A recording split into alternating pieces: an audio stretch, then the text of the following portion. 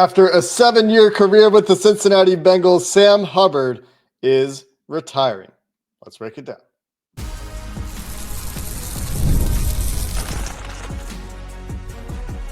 You are Locked On Bengals, your daily Cincinnati Bengals podcast.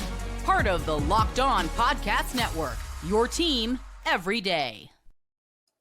What up, Bengals fans, and welcome to another episode of the Locked On Bengals podcast. I'm your host, Jake Liscow. He's your host, James Rapien, and we are Locked On Bengals here on the Locked On Podcast Network, your team every day on YouTube and everywhere you get your podcasts. And if you're not an everydayer already, you can join that awesome club of Bengals fans that doesn't miss an episode of Locked On Bengals by hitting that subscribe button and keeping up to date as we get you through the offseason here, which will be very exciting next week, James.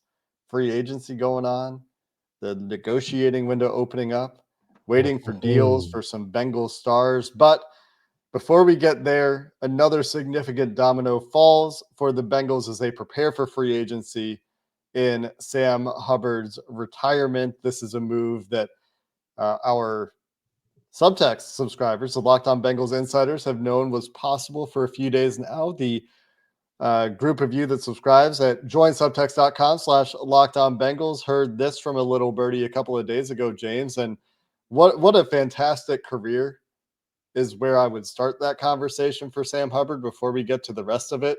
For a third round pick, overachieved for most of his career and goes out as a Bengal, a shorter career than you would have hoped.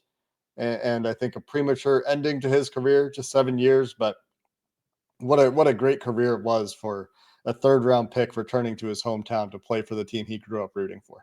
Yeah, I think we're going to talk a lot about draft prospects between now and the draft in late April. That's what you want. That's what you're trying to find. You're trying to find the Sam Hubbards of the world that are going to come in, be able to contribute early in a bunch of different ways, develop, and start on a Super Bowl team, start on back-to-back teams that won the division and went to back-to-back AFC championship games. And obviously he was a captain and it just did so much for the team before they were good and while they were good. And you mentioned the premature part of the Sam Hubbard ending. And what's crazy to me is if you would have told me and I was at Arrowhead when they lost to the Chiefs in the AFC championship game at the conclusion of the 2022 season, they're just a few plays away from making it to back-to-back Super Bowls. If you would have said this is it for Sam, he was coming off of his best year. Obviously, he had the 100-yard dash against Baltimore a few weeks prior. They go to Buffalo and they kick the crap out of the Bills. They come up just a tad short in Kansas City. But it was like, man, Sam Hubbard is playing at a really, really high level. And that to me, we're going to celebrate him. It's going to be a bunch of awesome stuff that we're going to say here. And everyone is saying it. And the Bengals had an awesome press release and put out a video, and NFL did as well. And Sam Hubbard had a great statement on his social media channels. And I think it's a great story. But when you look at it, it's like, man, his best season was just 2 years ago. He was coming off of his best season 2 years ago. And the injury bug just bit him in a way that really hurt how effective he could be, whether it was the ankle injury in 2023 and he put off getting surgery, has that tightrope surgery, and that certainly limited him. Then he had the hamstring injury in camp last July, early August, whatever it was. And that could have been a season-ending surgery that he had, but he tried to play through it. And then obviously he had the knee injury where he catches the touchdown. And how cool is that? They've had that play in. He's been wanting to run that play. He makes an elite catch, and that's his final NFL play ever. I'm not sure there are many, if any. Maybe one. I don't know who, though. Defensive ends, probably zero, actually, the more I think about it. When's the last time a defensive end, their final NFL play, was catching a touchdown pass? Their final play. Yeah, I'm not sure there are many. So that was pretty insane to think about. And Hubbard made a great catch on that one. I'm sure someone will have done the research by the time this episode is out and will have found out if he's the only defensive player to conclude his career with a touchdown on his final play. And I'm including all defensive players, not just defensive linemen in that, because not a ton of defensive players catch touchdown passes in their careers. Mm-hmm. and certainly not a ton of defensive linemen. So a storybook ending for Sam. Sam certainly finishing his career on that touchdown pass. And the second time this week, James, we're going to sit on this podcast and lament injuries for a player after 2022, and the effectiveness diminishing a little bit in 2023.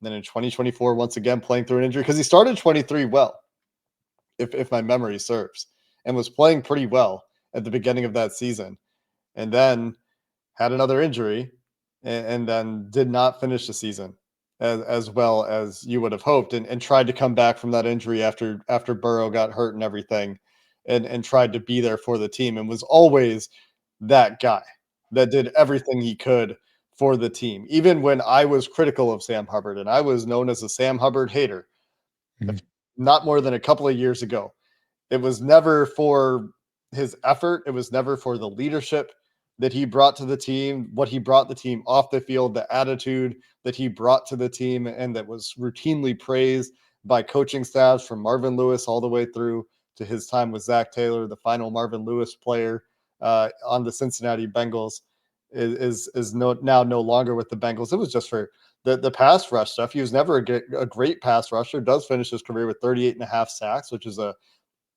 very respectable number for a third round pick, but was the kind of run defender that, like DJ Reader, helped the Bengals change the math in the box a little bit and helped them keep extra defensive backs on the field when they wanted to keep Mike Hilton on the field and have DJ Reader and Sam Hubbard out there. Contributed to some of the better run defending units, and this is a bit of time ago now that we've seen in recent years for the Bengals, along with DJ Reader having two elite run defenders on the defensive line. So while we were expecting Sam Hubbard's departure from the team in one way, shape, or form this offseason just because of the numbers involved, it does leave schematic gaps now that they have to fill one way or the other as they're looking to rebuild the defensive line, because the things that Sam was good at are things that I think you need the way the NFL is going right now, especially in the AFC North.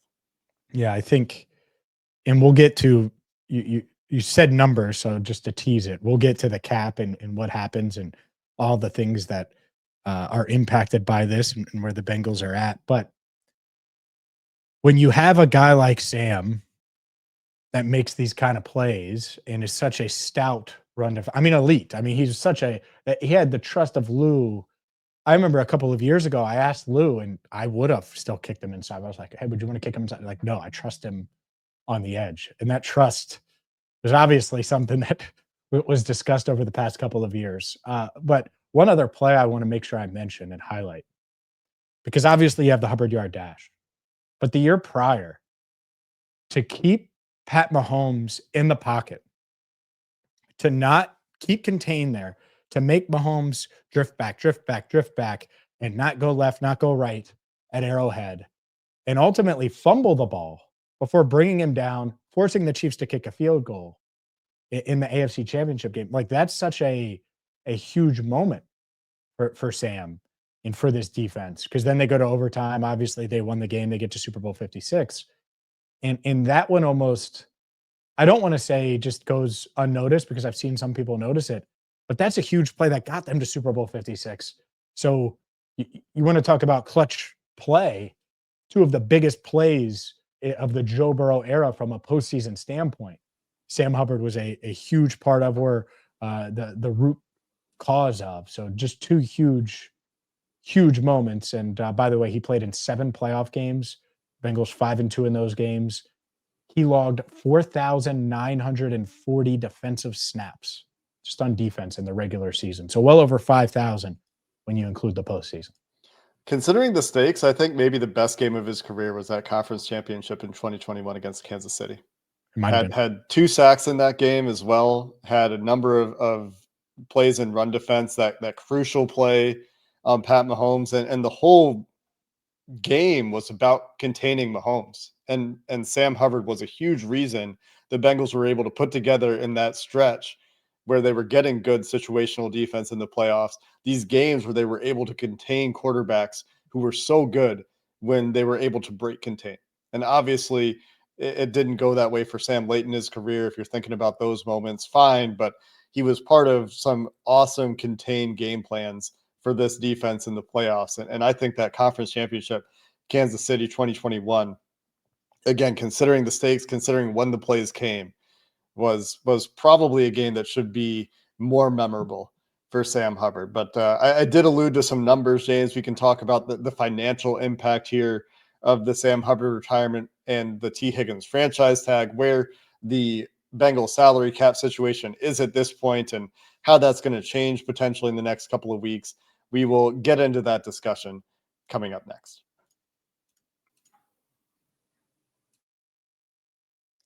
You've probably heard of Chewy. They really do have everything you need to keep your pet happy and healthy. Whether you're shopping for food, treats, even pet health care, Chewy makes it fast, easy, and affordable. I've been using Chewy for years, and they have over 100,000 products for your favorite in all of your favorite brands. So whether you do Hill Science Diet like we do for our Golden Doodle, or anything you need for pet health, prescriptions, televet visits, in-person vet clinics, Chewy has something for your pet, and auto ship is the game changer. It's something that I've used for quite some time. You don't have to think about getting more food or getting more treats. It's all on auto ship, and it comes directly to your door. No trips to the pet store. Rule it all out. Save time, save money with Chewy. And Chewy has everything you need to keep your pet happy and healthy. And right now, you can save $20 on your first order and get free shipping by going to chewy.com or clicking the link in the description. Save $20 on your first order with free shipping by clicking the link in the description. Minimum purchase required. New customers only. Terms and conditions apply. See site for complete details. With every retirement, there is a financial impact, James. Obviously, we've talked about the various impacts on the team in general, and these are holes that the Bengals were going to have to fill either way. This is just probably worth pointing out. Sam Hubbard retiring and was either going to be released or was going to retire most likely. Real quick, technically, he was released. Okay. And I wasn't sure. It was yeah. No, so technically, it was so funny. See, this is why you come to Locked On Bengals, right? Especially this time of year. All of the, because I get all the national notifications on X. Most of them, all is relative, but a lot of the insiders, I get the notifications just in case. And they're like, the Bengals have released Sam Hubbard. The Bengals have released Sam Hubbard. The Bengals have released Sam Hubbard. And then he announced his retirement. And they did that obviously just for procedurally to make it easier and cleaner. But it was funny to see them do that. And then it's like, oh, Sam Hubbard has announced his retirement. And it's like, no, actually, this is all part of the retirement. But yeah, the Bengals did release him technically right before he retired. Yeah.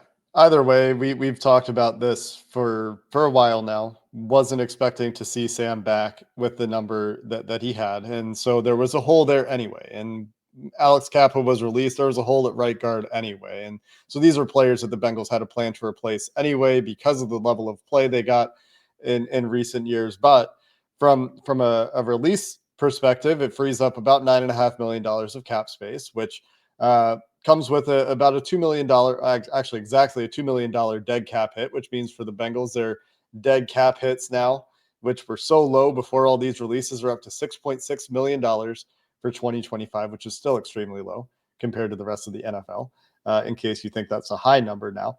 And when accounting for rookies and the practice squad and some additional cap expenses like offseason workouts that will need to be paid out and practice squad elevations, I've got the Bengals at about $42 million in cap space now. And that includes T. Higgins' $26 million franchise tag number. That also includes, obviously, Jamar Chase's $21 million and change fifth-year option number. And both of those numbers could go down from, say, 5, if you're very conservative, to $15 million against the cap. So I would say the Bengals, realistically, if they get those deals done, would be somewhere around $60 million, $60 million in cap space. But as it stands today, that franchise tag is a stick in the mud. It is $26 million in change. And that is the cash and that is the cap. And those numbers are equal until they get an extension done. And the same is true for Jamar Chase at that $21 million number. Both of those could go down substantially if the Bengals do get those deals done in short order. Otherwise, those will be the cap charges that they carry into free agency And I will be somewhat critical of that because I do think that does put more restrictions on them when it comes to other free agents than it needs to. I would also add as one last caveat here, James, that $42 million number could go down a little bit with a potential Trey Hendrickson extension. I would not expect an extension for Trey Hendrickson to lower his cap number, given their history with Trey and what happened the last time they gave him the 1-year deal. And just thinking about the structure that I would expect to see there, wouldn't expect to see the number necessarily go down for Trey, although it could. And other teams certainly would use that measure or would consider using that measure. But about 42 million now. And if they get those 2 long-term deals on, I would say up to 60 million is the cap situation, with just south of $100 million in cash to spend when accounting for the T. Higgins franchise tag and the Jamar Chase 5th-year option already, which means any cash increases for those guys are not $40 million. It's offset by what's already accounted for with what's on the books for them for 2025. All right. That was Jake's long-winded answer of saying they have plenty. Yep. I'm done seeing tweets saying that they don't do it, can't see it, can't, blah, blah, blah. Nope. Take this episode, whether it's YouTube, whether it's wherever you get your podcasts, give the national analyst the timestamp and send it to them and say, hey, they can do it. Will they? That's another decision. That's another discussion. But can they? Yes, they can. They have the room. They have the resources. Boom. So do that for me, because I am, oh my goodness. I mean, there are so many people that keep asking can, and the can question is dumb. It's also dumb because we know at least Pratt, probably Moss. I mean, there's probably at least 10 more million there. Plus you have the T deal, which we outlined on our last show throughout when the deadline is, why the deadline is, and all of those things. But getting the artificial deadline, getting that done before free agency is huge. Why you mentioned, I don't think it's realistic to expect them, not that they shouldn't get T and Jamar both done before free agency. I'm not sure that's going to happen. But at least T, he's the bigger cap hit. I think it should be easy.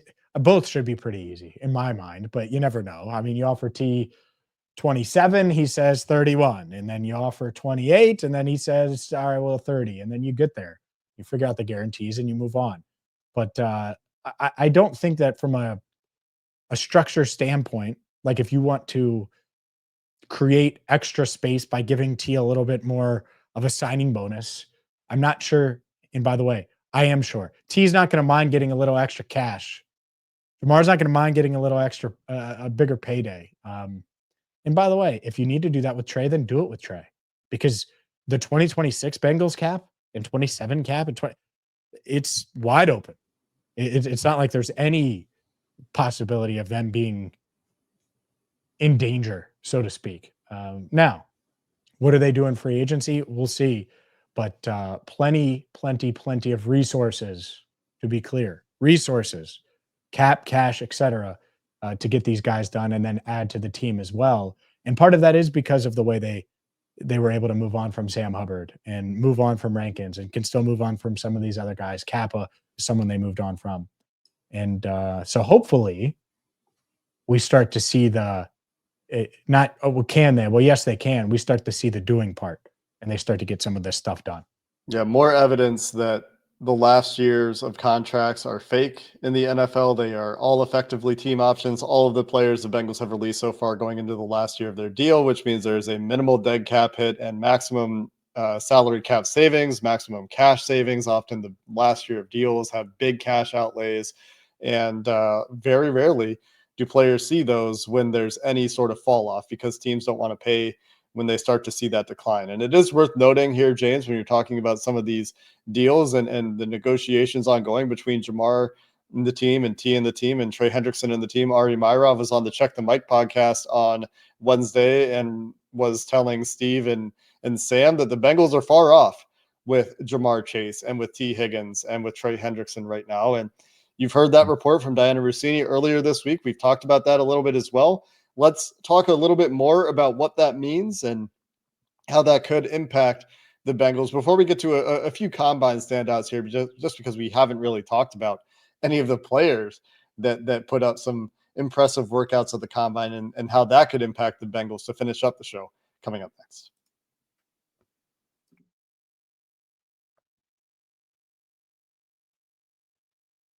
All right, Jake, let's get into some combine stuff. We're going to talk about free agency a ton. We don't need to harp on the negotiating points. Hopefully they can get it done. I think that they can. The far apart stuff is what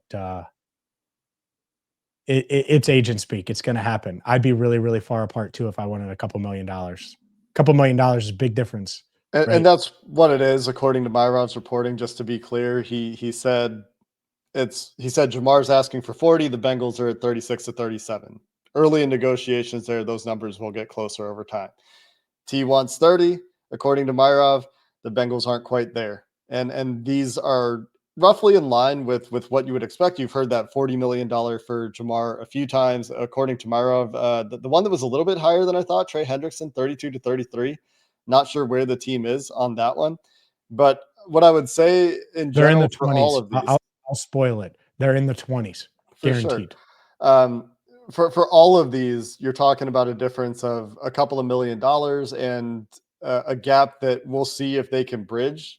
And hopefully it's sooner than later. The only one of these that is even mildly concerning to me at this point is the T. Higgins gap, depending on how big it is exactly, because that's one that you want done sooner than later. That's the one where there's like significant to me time pressure. Also, they could save cap money for Jamar if they needed to, but the T. Higgins one, you would really like to get off that $26 million franchise tag when free agency comes around. And that's why we talked about it. So when you hear this stuff, I don't think that you should take it as negative necessarily as some sort of sign of doom coming. It's just, to me, negotiations. Now, if they don't get these things done the way Duke Tobin has talked about it and the way they've outlined their plan for this offseason, that would be one of the biggest failures they've had in an offseason, in my opinion, just because of the way they've talked about it, the way they've set up their plan, the limited options in free agency, and why we're about to talk about some combine players instead. But that's my opinion on where it's at now. I don't know if you have anything else there, James, before we get to these combine guys, but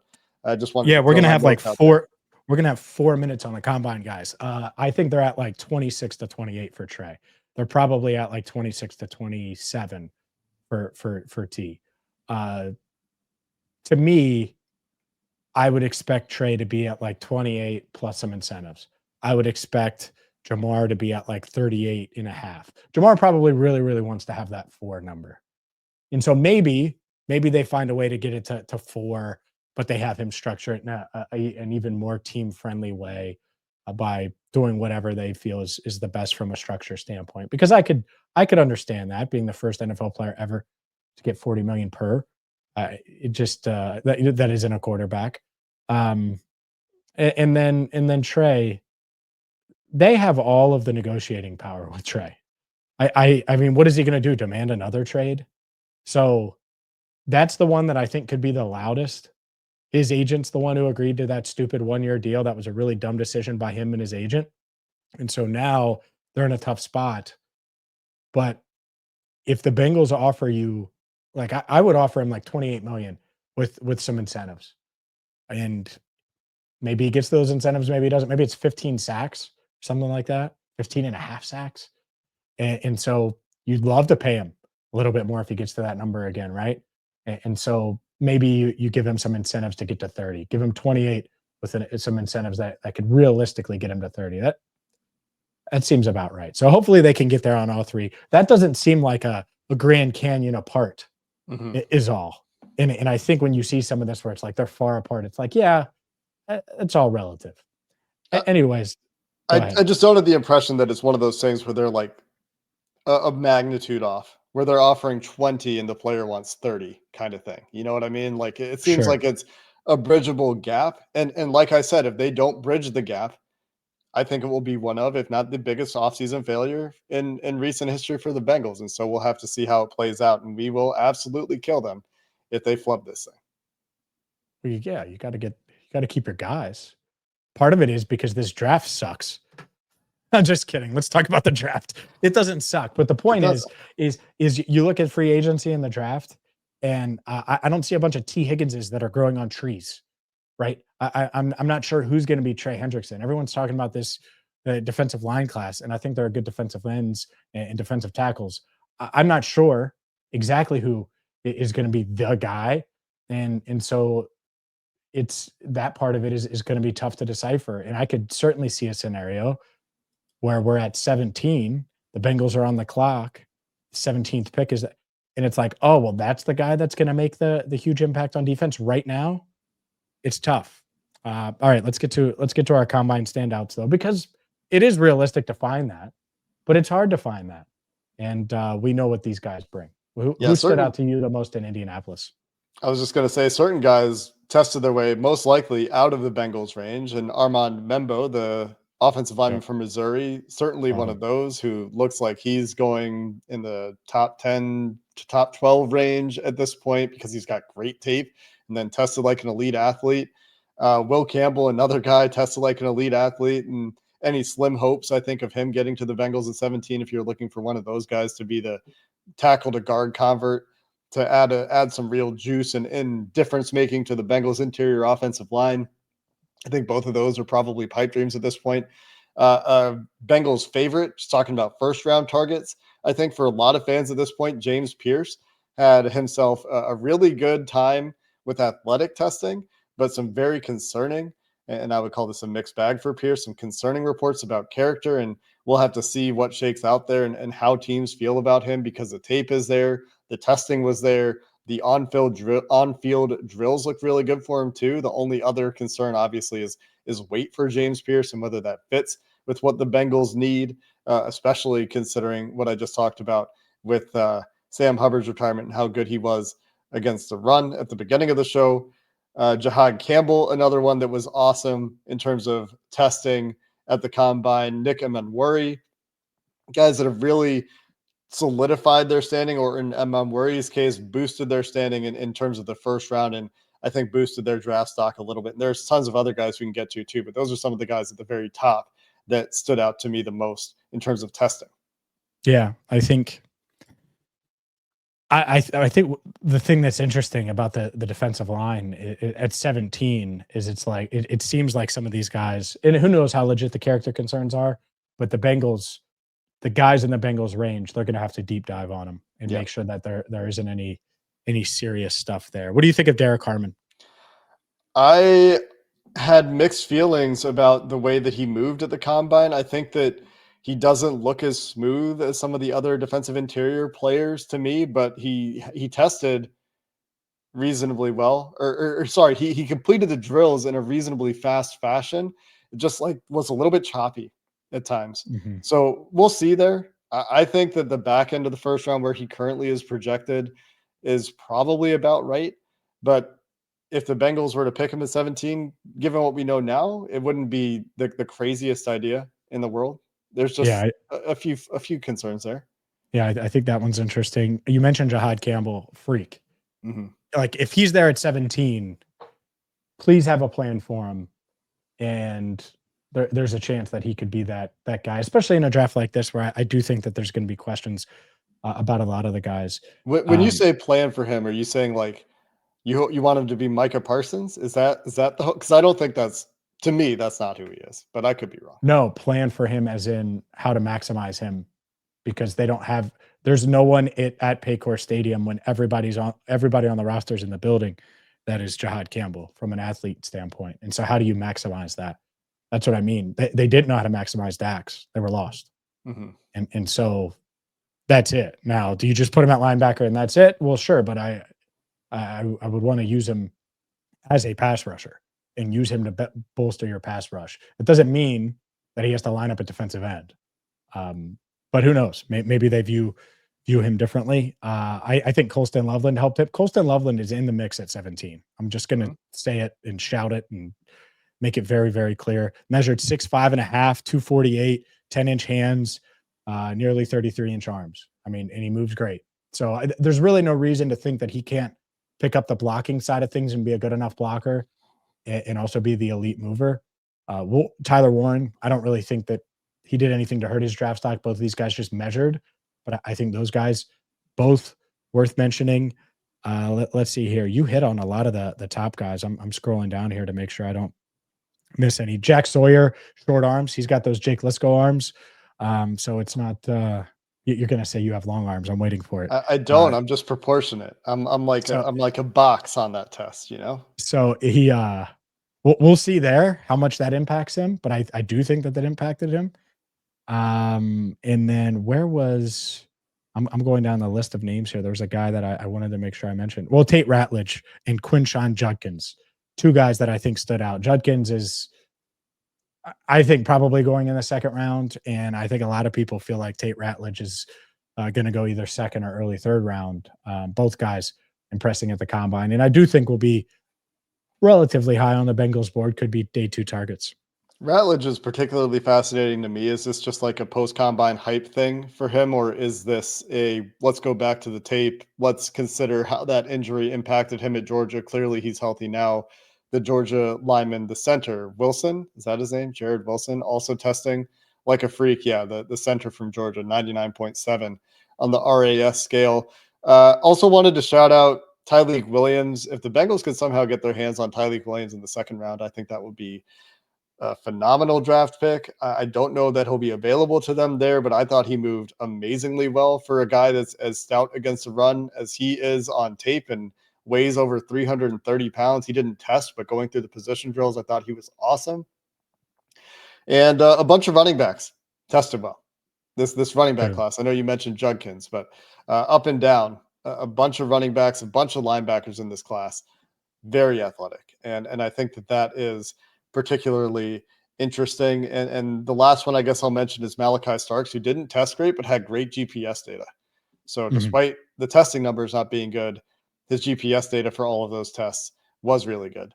And so fascinating case there for GPS versus overall drill time for Malachi Starks. I was bummed. There was a lot of guys that didn't test for like little nagging things. Like Jack Sawyer just didn't test. I don't think he's dealing with anything. Kenneth Grant is dealing with a minor injury. You want to see him test. Like that's the guy you want to see because if he's going to be in consideration at 17, you want to see that athleticism for his size pop.